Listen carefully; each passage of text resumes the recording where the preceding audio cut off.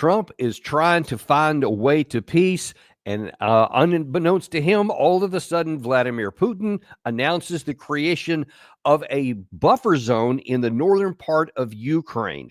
We're going to try and figure out what that does. Is this a monkey wrench in the peace efforts, or is this a prelude to something even more that the Russians are doing? Because some of their positions seem hardened.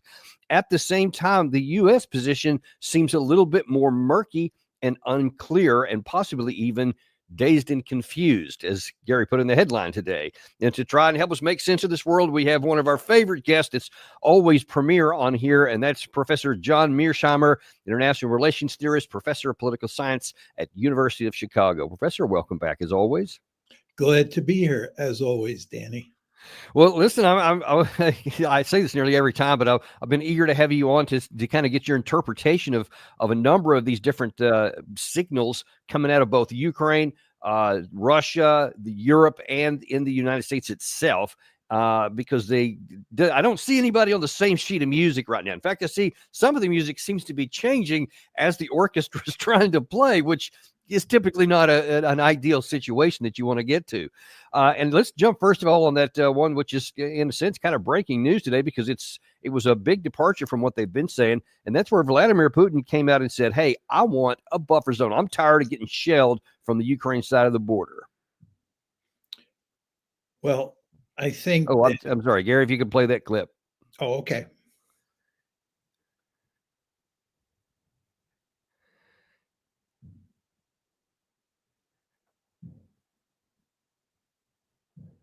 Речь идет и о Курской области, и о Брянской, и о Белгородской областях, которые также пострадали и подвергаются обстрелам.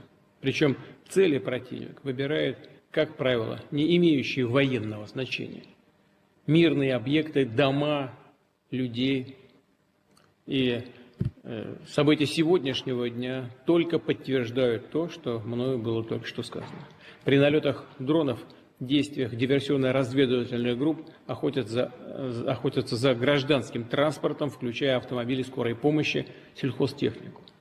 Гибнут и получают ранения и женщины, и дети. Уже говорил, что было принято решение о создании необходимой буферной зоны безопасности вдоль границ.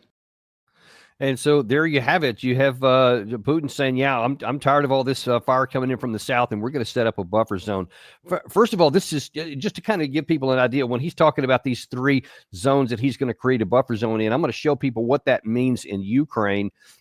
First of all, you have the Chernihiv around here, because he said in Kursk, Belgorod, and Bryansk. And opposite those is the Sumy, the Chernihiv area up here, then the Sumy area here, the oblast, and then the Kharkiv area down here. And I want to shift real quick and show you the tactical map, because that's also important to show what's actually happening with all this. And that is here. You again see, whoops, sorry about that. That took to the wrong one. Oh, dang it. I tricked myself.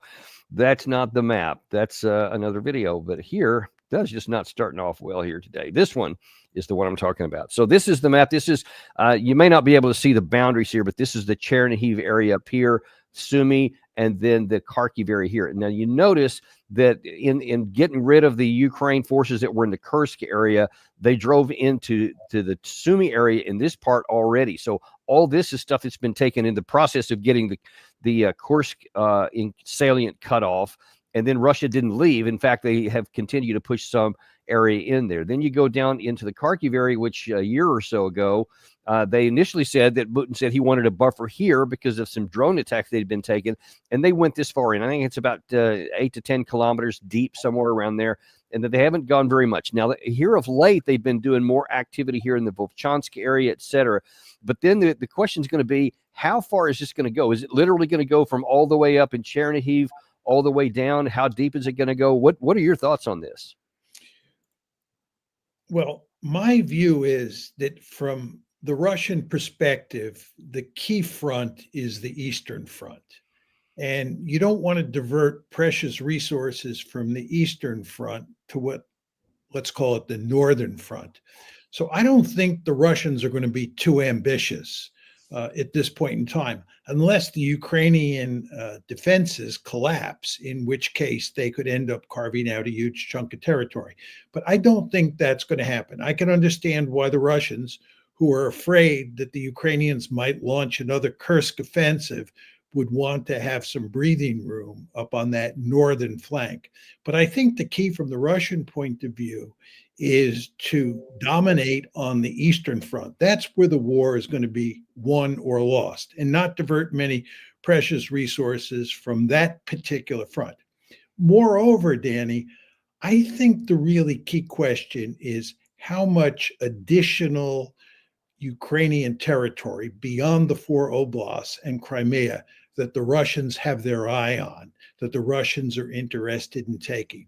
My sense is, watching what's been happening over the past year, the Russians have very powerful incentives to take more territory than those 4 oblasts that they've already annexed. So I think moving forward, the key issue will be not buffer zones, but just how much territory the Russians take to make part of what is now a greater Russia. And, from a military perspective, even if Russia didn't put a huge amount of forces in there to try and eke out this buffer zone, the Ukraine side will have to move some troops because they don't have enough, by my reckoning anyway, to really just stand firm. And if they can't risk not putting enough troops up there, and then all of a sudden Russia puts a big push and they can get close to Kiev, for example, which then plays into the Eastern Front, which is what you're saying is the primary effort. Because if you have to take troops away, if it's a zero-sum situation and you have to pull anybody away to get up on that northern part, that's going to make the eastern part even more vulnerable. And perhaps that's part of the equation as well.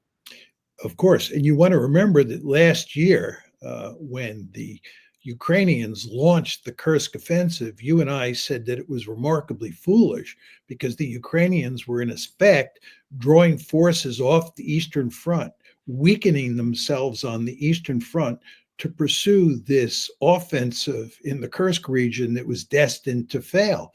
And this made no sense at all. And the same basic logic applies here.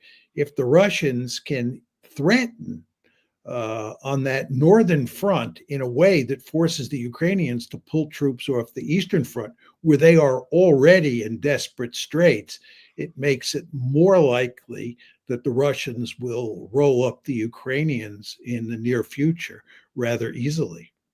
And I wish I had taken the time to pull it out, but I went back to look and see, but because it was in December of 2023 that you first came on our show and said, yeah, I think they're going to end up taking 8 provinces. So you're on the record there, and you have a long history of being right, long before other people do. So we'll see how that certainly plays out. It's not looking good for the Ukraine side. And in fact, I want to go to, kind of where we are on the negotiation track too, because all these military actions have direct implications on the diplomacy track, which I think we're seeing here. Also, by the way, be sure everybody like and subscribe if you haven't done that already. That helps more than you may know, because we want other people to know things like Sergei Lavrov, when he said earlier today that we're working on a memorandum to get to where we're going to have some peace talks with the Ukraine. Is the work on the memorandum underway? Yes, it is. It is underway. I don't know about the other side, but we are now in an advanced stage of working on the memorandum, and we will provide our memorandum to the Ukrainians in any case, and we will expect them to reciprocate. Are there any timelines? No, we have not yet agreed on any timeline. There are many fantasies thrown about when the next round will happen, but we don't have any specific ideas at the moment. So what this tells you, this is, for those who may not know, this is basically a response from the last round, where the first time since 2022, where the Ukraine side and the Russian side actually got together at the working level.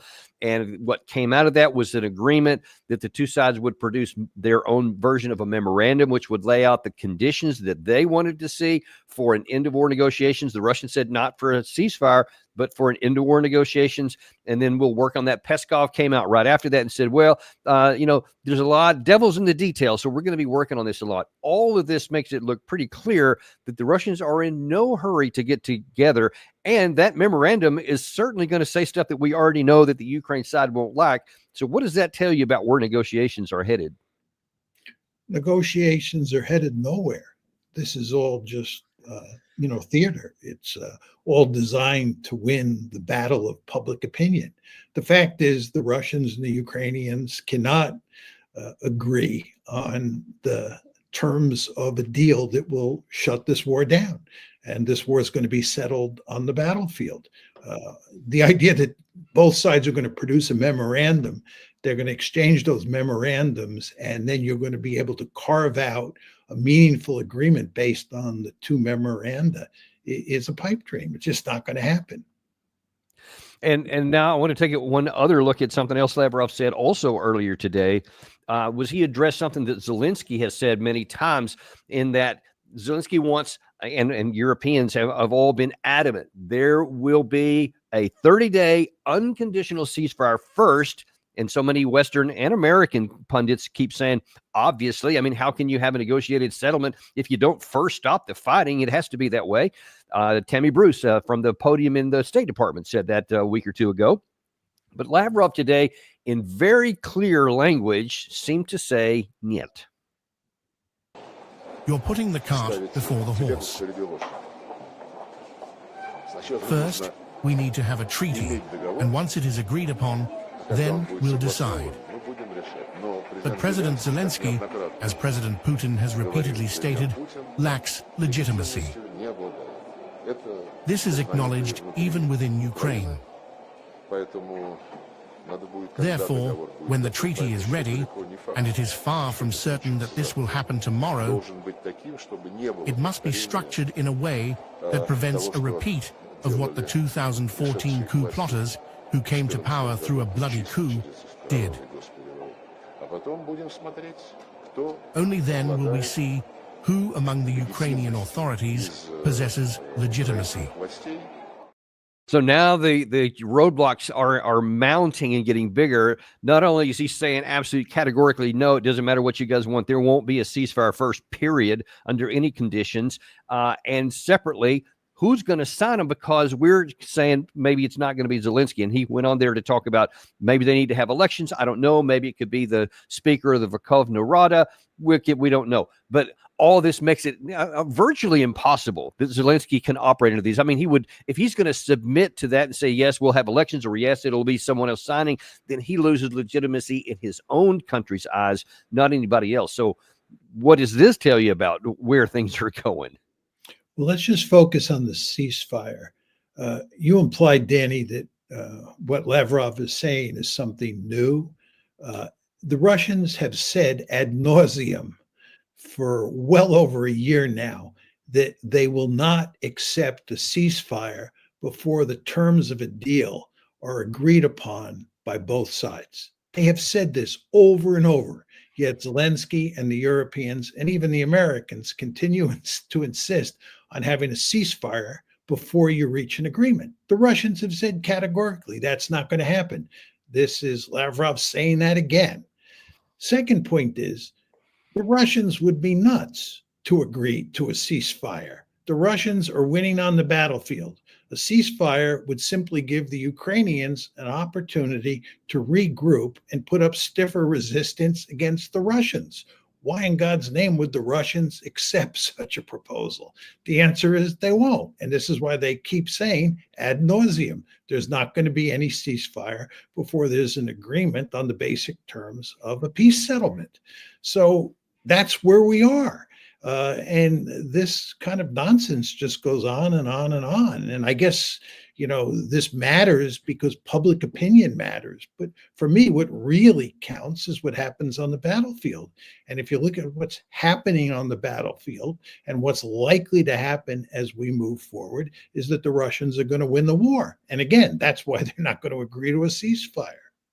By the way, we had a remarkable and illuminating interview on the show yesterday. For the first time, we had an American who was fighting on the side of the Russians as a drone pilot, and he's been there for 18 months. So he's got quite a bit of combat experience under his belt and is very tied into one of the current lines. He wouldn't tell us exactly where he was fighting. He was talking in a separate place for the interview. But a couple of things he said that were really illuminating. Number one is he said that the Russians have no problems with personnel to the extent that they allow their troops 30 days leave per year to go home to do whatever they want to do. They will rotate units off periodically so they never get worn out, because he talked about how important that was, of course. But the fact is they have the manpower to do it. They have a system to do it, so their troops stay fresh all the time. While on the other side of the line, as you know very well, there's not many, don't ever get any rotation off. And the people who get up to the front die very shortly, especially the new guys who were being basically press ganged off the streets throughout Ukraine. And that alone tells you that there is just no rational prospect that the two armies, which are already quantitatively and qualitatively out of balance in Russia's favor, is ever going to slow down, or much less stop or reverse this Russian offensive. I think there's no question about it. I would guess that the Russians, who are raising somewhere between 30 and 40,000 troops every month and have been raising significant numbers of troops for the past 2 years, have probably about 700,000 troops engaged inside of Ukraine. And I would bet if you looked at Ukrainian forces, combat forces, at the very most, they have 250,000. Wow. My guess is that the Russians have probably about a 2-to-1 advantage in manpower. And as you pointed out, the Russians are training their forces and they're giving them R&R, or leaves of absence. The Ukrainians, on the other hand, are sending untrained individuals to the front lines. They get hardly any R&R at all unless they get wounded, and they're being worn down. And all of this is happening, Danny, at the same time the United States is slowly but steadily divorcing itself from Ukraine. Trump has made it clear that he is not Biden II. He's not going to go back to Congress and get the necessary funding for another pipeline's worth of weaponry for the Ukrainians. And the Europeans certainly can't make that up in any meaningful way. All of this tells you that the Ukrainians are doomed. And why people don't recognize that and begin to work for some sort of settlement now befuddles me, and I know it befuddles you as well. Well, in fact, you brought that up. I want to jump to a soundbite that we have actually from Marco Rubio, who addressed the very issue you raised there about what we even are thinking about giving to Ukraine. The president, and are you prepared to pass another supplemental bill to support them? Well, that's a different decision. That's a different question. That's not up for me to decide. The White House would have to make a determination about whether to come to Congress for a supplemental. But everything that's been approved and congressionally appropriated is ongoing. In fact, to the extent that the Ukrainians have asked for anything additional, what they've asked for is air defenses, Patriot units, which frankly we don't have. But we are working closely with our NATO allies. There are NATO allies that do have some batteries of Patriot missiles that they could provide or transfer over to the Ukrainians to defend, for example, the airspace of Kyiv and other places. And we've been encouraging in that front and working alongside our partners there to get deliveries of some of these systems. As you can imagine, none of these countries want to give up their Patriot systems either. Now, I want to talk in a second about his comment that, we don't even have anything on the books, not even going to ask for any more. So once that $61 billion from last May runs out, that's all she wrote for anything coming from the United States. But that last line he mentioned there is, I think, a big reveal that I haven't seen hardly anybody talk about.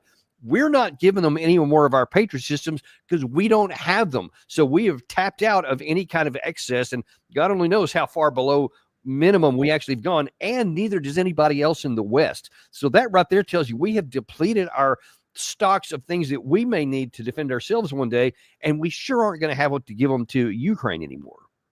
Absolutely. I mean, Macron has recently made a statement where he said, in effect, that the cupboard is bare.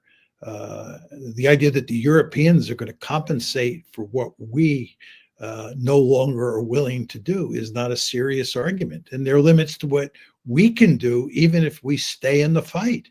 You want to remember the Russians were winning when Joe Biden was in charge, and Biden was working hard with the Europeans to keep the Ukrainians in the fight. But basically, we're pulling out. We're going to greatly reduce our commitment to Ukraine. It's hard to say exactly what it will look like.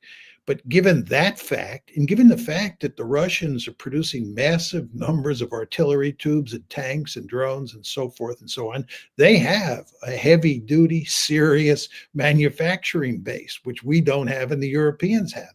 So in terms of equipment, the Russians are going to have a great advantage over the Ukrainians. And we talked about the manpower situation before. The population of Russia is much larger, probably in the range of 4 to 5 to 1. Bigger than the Ukrainian population. And that tells you that the size of the two militaries is going to favor the Russians at almost every turn, which the numbers seem to indicate is the case at this point in time. All of this is to say the Ukrainians are screwed. That's very eloquently put, but I mean the evidence screams it. Here's well, I won't say the problem because there's a lot of them, but here's a big problem for our side, for the United States specifically.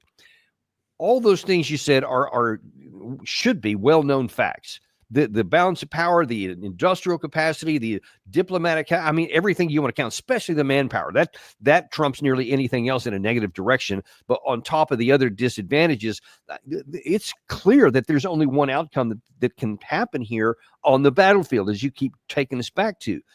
Why then does the United States seem divorced from a recognition of that? Because obviously Trump, I mean, he's kind of changes his mind on one day to the next what he's going to do. He talked about bringing this war to an end in 24 hours. Then it was 100 days. And then it was, well, we're days away. And now then the days have turned into weeks and there's still no end to that. So it's not completely clear. But some of President Trump's biggest political allies here in the United States seem to have radically different views about what's even possible. Here is Joni Ernst, first of all, praising Trump for what he did in the Middle East last week, and then having some pretty big consequences on the other side. He stood with our partners in the Middle East to strengthen the historic Abraham Accords. And he delivered a strong message to Vladimir Putin: end the war.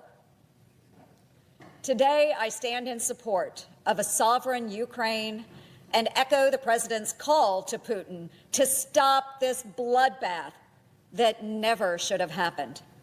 This is an issue that not only affects a close partner under siege, but also the strength of the United States of America and the security of the free world.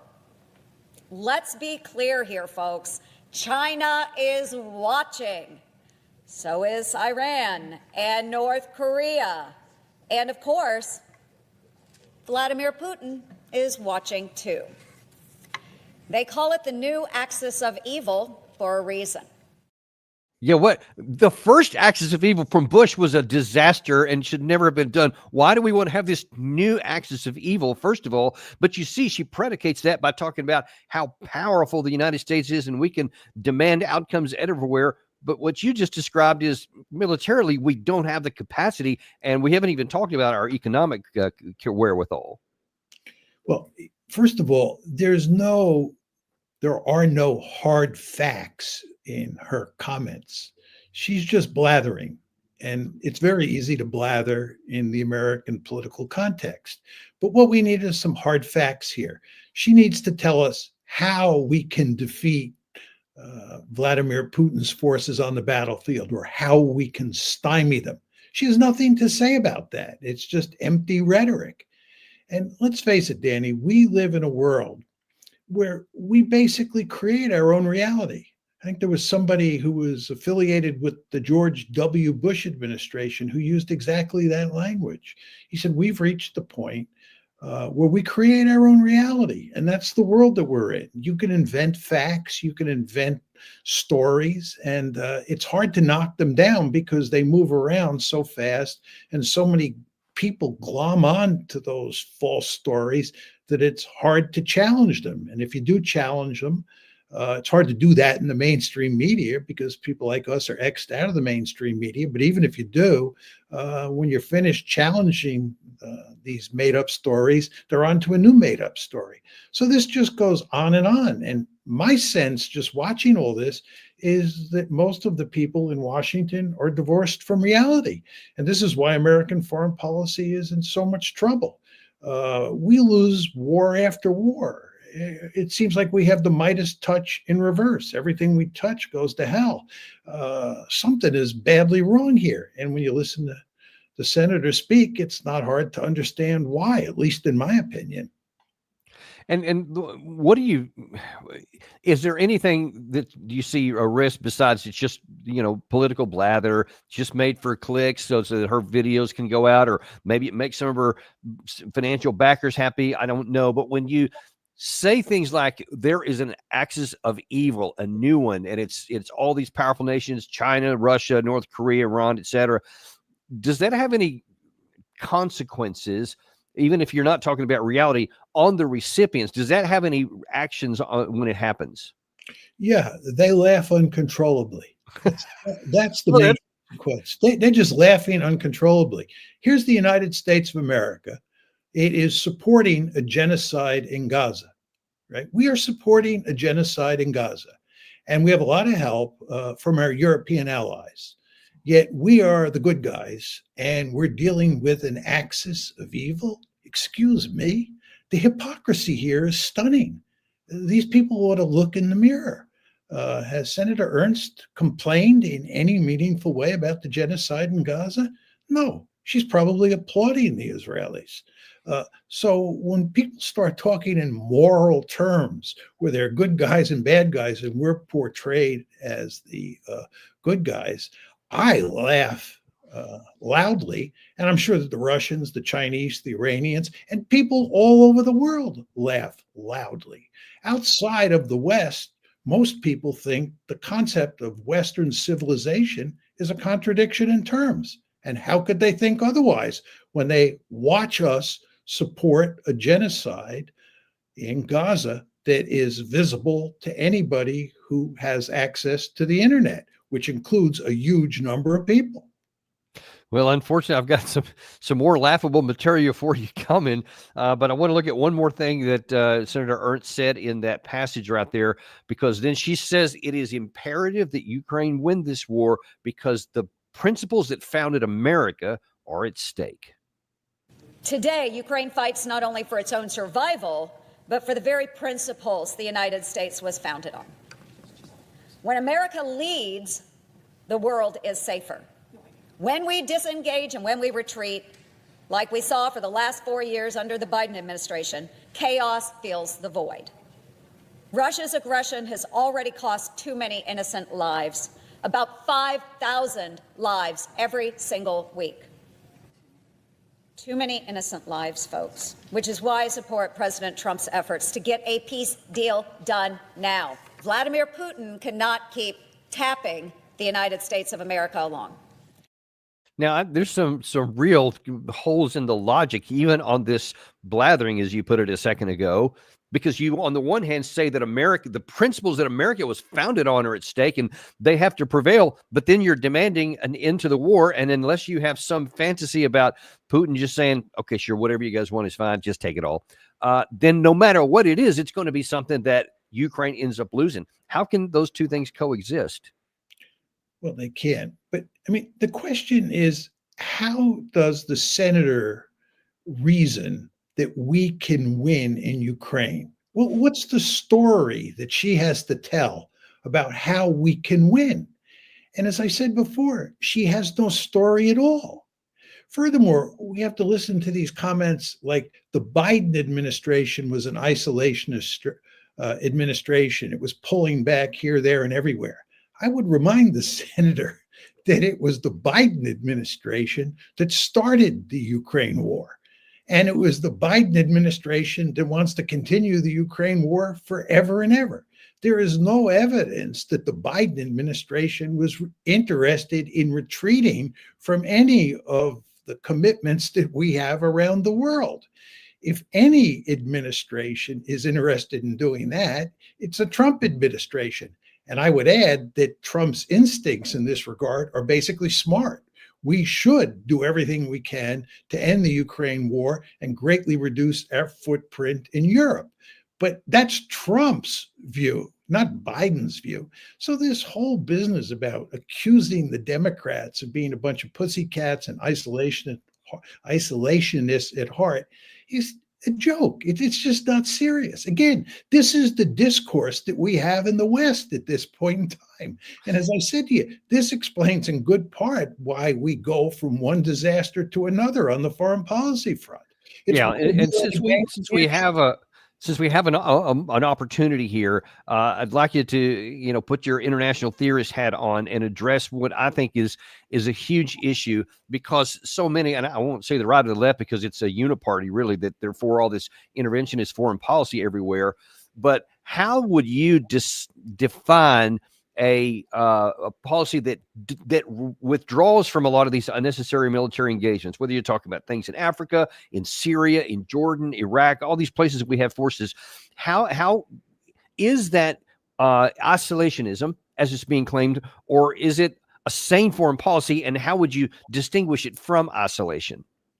Well, I think isolationism basically means that there is no area of the world outside of the Western Hemisphere that is worth fighting and dying for. In other words, you don't fight and die in East Asia, you don't fight and die in the Gulf, and you don't fight and die in Europe. The only area of the world that you fight in is the Western Hemisphere. That's what isolationism is all about. The policy that we should have is a policy of what I would call selective engagement, where we engage where it is in the national interest, and we don't engage if it's not in the national interest. My view is that the United States has a vested interest in engaging in China, because I think it's important to prevent China from dominating East Asia, from becoming a regional hegemon, from looking like we look like the Americans in the Western Hemisphere. But as far as Europe is concerned, there's no serious threat to dominate Europe. So I would basically pull all American forces out of Europe, or at least greatly reduce our footprint in Europe. It's a form of selective engagement. But what we have in the Uniparty is a policy of global hegemony. We want to dominate the world. These folks, like Senator Ernst, believe that American leadership is imperative for stability around the world. And American leadership means that we have to be involved in every nook and cranny of the world. We have to be leading the various countries that live in those regions. And anybody who contests us, whether it's the Russians, the Iranians, the North Koreans, or the Chinese, has to be dealt with harshly, because we have to be the unchallenged leaders. And this makes for a better world. I would argue that during the unipolar moment, we were very powerful. There were very few countries on the planet that could challenge us, and we wreaked havoc all over the planet. The idea that we're some sort of benign hegemon is not a serious argument. The United States is basically a rogue elephant. But you can't say that in this country. We have to say all these wonderful things about our virtues. We're the good guys. Anybody who contests us is the bad guys. Anybody who wants to be selective in terms of where we fight and die is an isolationist. And these people who make those kinds of arguments dominate the debate. And the end result is we are where we are. Well, and to your point, here is another evidence of that, with Senator Lindsey Graham providing a moral clarity. My advice is, when you have a hard decision to make, make sure you look at it through a moral clarity lens. Make it simple. Russia is the problem, not Ukraine. Ukraine didn't invade Russia. Russia invaded Ukraine. We need some moral clarity on all these issues. Iran is not trying to have civilian nuclear power. They're trying to build a bomb. So some moral clarity here. Iran with a nuclear weapon is not only unacceptable, it's the biggest threat to the planet as I see it. The Arab nations want a nuclear weapon of their own, and Israel, one Holocaust is sufficient. This is the 80th anniversary of the end of World War II, just happened a few days ago. And during that war, there was an effort to annihilate the Jews. The founding of the State of Israel in 1948 was a significant world event. And there's a saying in Israel, never again. They actually mean it. Yikes. That last statement there needs a caveat, I'm afraid, about never again. I guess it only means to one race. Yeah, when I hear him talk about moral clarity, it's, again, this is laughable. This is a man who is enthusiastically supporting the Israeli genocide in Gaza. He's supporting a genocide. And he claims to be an individual who has moral clarity. I don't think that's true for 1 second. And then he starts talking about the Holocaust and never again. I am 100% behind the idea that we should pursue a policy around the world that has built into it a never again mentality. I agree with him. I think what happened with regard to the Holocaust is absolutely horrendous. We don't want that to happen again. We don't want another genocide, period. End of story. But is Senator Graham working to prevent the genocide in Gaza? Another genocide? Of course he's not. He's supporting the genocide. So how could he possibly say that he is interested in a never again foreign policy? He is not. Furthermore, there's this whole question of who's responsible for the Ukraine war that he raises. And he says it's Russia that's responsible for the Ukraine war, not Ukraine. He's wrong. It's neither Russia nor Ukraine that bears the principal responsibility. It's the United States of America, and it's people like Lindsey Graham. They were adamantly in favor of NATO expansion into Ukraine. He has long believed that bringing Ukraine into NATO is the right thing to do. And even when the Russians resisted, he was gung-ho about upping the ante and doing everything possible to defeat the Russians.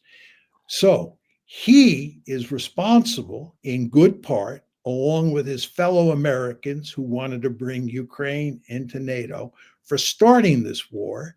And he is principally responsible, along with his fellow Americans who have supported the war, for continuing it and leading to this situation where Ukraine is in the process of being destroyed. It's not the Russian fault. It's not Ukraine's fault. It's the Americans' fault. I had a email from a colleague earlier this week that takes issue with your contention that it's American fault and not Russian's fault. His argument is that even if there had been no NATO, there was enough other contentious issues in there on the Russian side that eventually they would have moved against Ukraine anyway. How do you respond to that? Well, first of all, it's a non-falsifiable argument. I mean, he can make that assertion, but we can never know whether that's true.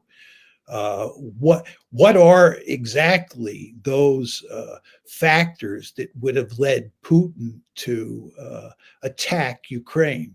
There was no evidence before 2014 that Vladimir Putin was interested in conquering any territory in Ukraine or outside of Ukraine. It's very important to emphasize that.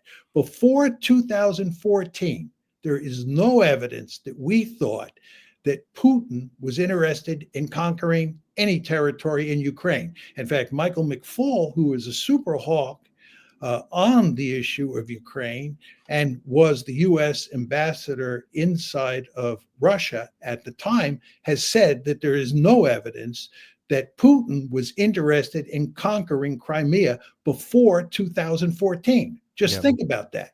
Yeah. So this idea that Putin had all of these reasons to want to conquer Ukraine and conquer other territory were not apparent to anybody in the West before 2014. What happens in 2014 is this huge crisis breaks out that leads to a civil war in the Donbass and leads to the Russians taking Crimea. And we, of course, are in a position where we have to assign blame. Who is responsible for this disaster? And of course, we're not going to admit that we are responsible because of NATO expansion, EU expansion, and the color revolutions. No, that's Not possible, because we're the good guys. So it has to be Vladimir Putin. So overnight, the story begins to develop that Vladimir Putin is an imperialist, and he has all these built-in incentives to aggress here, there, and everywhere. And that story, of course, has only grown more powerful with the passage of time. The main problem with the story is there's no evidence to support it, number one. And number two, as I just emphasized, if you look at how we thought about the Russians before 2014, we did not see them as an aggressive state. We did not see Vladimir Putin as the second coming of Adolf Hitler. This is a story we invented after 2014 because we didn't want to face up to the fact that we had created this disaster, just as many people predicted in the 1990s. This is often forgotten today, but George Kennan, Bill Perry, who was Clinton's Secretary of Defense, Paul Nitze, Gene Kirkpatrick, all sorts of people who have hawkish credentials said that NATO expansion was going to lead to disaster. And many people understood that Ukraine in NATO would be a trigger for the Russians. Nevertheless, the United States continued to press forward with NATO expansion, even after 2014. All of this is to say, we understood, many of us understood from the beginning that NATO expansion was going to lead to disaster. It was going to provoke the Russians. And of course, that's exactly what happened. But again, when it happened, we couldn't blame ourselves, of course. We had to blame the axis of evil, or at least the principal player in the axis of evil. One thing that Lavrov has said in the most recent couple of months on the issue of were they military, did they have military intentions towards Ukraine? He cites a situation in early or mid-February 2014, where there was a contingent from the European Union, Ukraine, and Russia, and maybe in one other, but they had negotiated an end to the crisis that you had talked about, where Yanukovych had agreed to have new elections. That the Russian side said, we knew our side was going to lose. We knew that if the elections were held, that it would be a pro-European Union election victory, but we're willing to decrease to end this crisis by allowing the democratic process to go forward, and then it would have turned out how it turned out. But instead, the Yanukovych, when he went back to his palace, had to flee because they were coming after him, and they ended up just completely taking over. And it was only after that he said that they then annexed Crimea, because he said there's no way we're going to allow this kind of a situation to go on. Whereas before we were willing to let democracy take its course. Is that accurate, or is he just trying to make it look good after the fact? Yeah, that's basically accurate. The three countries were Germany and France, as you stated, and the third country was Poland. And a deal was worked out with Yanukovych where he would step down before his term ended, but it would not happen right away. It would take a couple months for Yanukovych to finish up and leave. And everybody was on board with that agreement except the hard right forces at the Maidan. And they wanted Yanukovych to go right away, so they went to work. And the end result is that Yanukovych fled the country shortly after the trouble broke out in mid-February. But there was a deal in place, again, arranged by the Europeans. The Russians bought onto the deal. Yanukovych bought onto the deal, and we bought onto the deal. It was the hard right inside of Ukraine that did not, and they ran Yanukovych out of town well before he was intended to leave. And according to the Russian side, then had he been allowed to follow the course that had been worked out, even Crimea to this day would still belong to Kiev. But as it turns out, this is not, which seems to give credence to your theory, or your position rather, that we continue to put our finger in the pot, which messes it up, makes it worse for Ukraine, makes it worse for us too. The key point you want to keep in mind, Danny, is that if we had not made a decision in April 2008 to bring Ukraine into NATO, Ukraine, in all likelihood, would be intact today in its pre-2014 borders. That means even Crimea would be part of Ukraine today. There's no evidence that Putin was bent on capturing Ukraine, much less the Donbass. And I think if you look carefully at how Putin behaved toward the Donbass up to when the war started on February 24th, 2022, all the evidence is that he really didn't want to have to go in there and take that place over. He wanted to work out some sort of agreement with the Ukrainians. This was what the Minsk Accords were all about, to just give the Russian speakers and the ethnic Russians in the Donbass more political autonomy. But he wanted to keep the Donbass inside of Ukraine. He was not interested in conquering it. He was not interested in conquering all that territory that he has now conquered. And again, as we started off at the beginning of the show talking about, it's likely he's going to end up conquering even more territory than the 4 oblasts plus Crimea that he's already annexed. Right. Yeah. Sorry. I'm sorry. I'm running a little bit short of time here. Just to let people know, we have a show at 3:00 Eastern with Alexander Mercurius, who's going to kind of look at the European side of this, because a lot of things have been happening in Europe as well. Be sure and join us for that. But in the last few minutes we have here, I don't want to let you go until we address one thing I think that has a lot of importance that may not be on a lot of people's radar. President Trump just announced earlier today that he was going to put a new therefore, as he said, I am recommending a 50% tariff on the European Union starting on June 1st, 2025. There is no tariff in the product that is built and manufactured in the United States. He said earlier on there, the powerful trade barriers, VAT taxes, ridiculous corporate penalties, non-monetary trade barriers, money manipulation, unfair and unjust lawsuits against American companies, and more have led to a trade deficit with the U.S. to more than $250 billion a year, which is unacceptable. What do you make of this? And is this something that's going to turn out good for Americans? Well, this is another hammer blow to the transatlantic relationship, as we've been watching since January 20th, when President Trump moved into the White House. He's gone to great lengths to offend the Europeans. He and his Vice President, J.D. Vance, have taken every opportunity to make it clear to the Europeans that they hold them in contempt.